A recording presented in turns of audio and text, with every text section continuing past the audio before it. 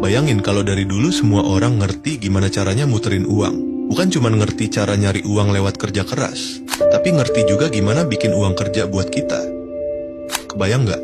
Kalau sejak remaja kita udah diajarin cara kelola duit, cara bedain aset dan liabilitas, atau ngerti gimana uang kecil bisa jadi besar kalau ditaruh di tempat yang tepat.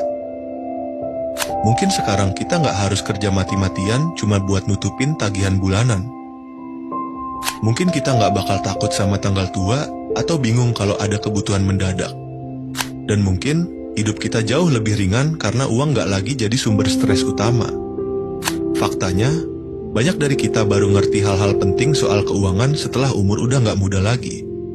Setelah gaji bertahun-tahun habis tanpa sisa, baru sadar, ternyata harusnya uang itu diputer, bukan cuma dipakai. Tapi tenang, nggak peduli kamu sekarang ada di titik mana, semua bisa dimulai dari sekarang. Gak harus sempurna, yang penting ngerti dasarnya dan mulai pelan-pelan. Langsung aja kita bahas. Muterin uang itu bukan hal yang rumit. Banyak orang mikir kalau ngomongin soal muterin uang, pasti urusannya langsung ke investasi besar, saham, atau bisnis raksasa. Padahal, muterin uang bisa sesederhana ini. Uang yang kamu punya sekarang, kamu manfaatin supaya bisa nambah nilainya, atau balik lagi ke kamu dalam bentuk keuntungan. Contohnya, kamu punya uang 500.000. Lalu kamu pakai buat beli barang yang laku dijual online. Kamu jual dengan harga yang sedikit lebih tinggi dan dapat keuntungan. Dari situ, uang kamu udah muter.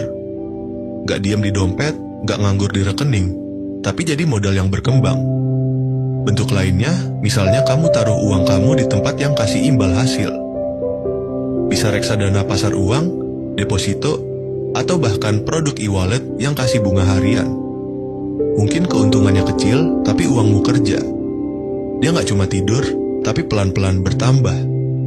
Banyak orang salah paham, mereka pikir harus nunggu uang banyak dulu baru bisa muterin uang. Padahal, justru sebaliknya, uang itu bisa diputar mulai dari nominal kecil.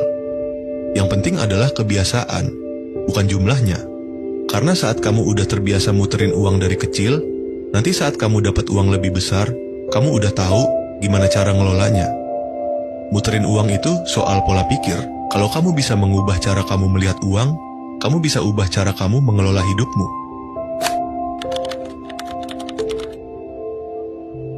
Salah satu alasan utama kenapa banyak orang gak berhasil muterin uang adalah karena dari kecil kita gak pernah diajarin. Kita hafal rumus-rumus pelajaran sekolah, tapi nggak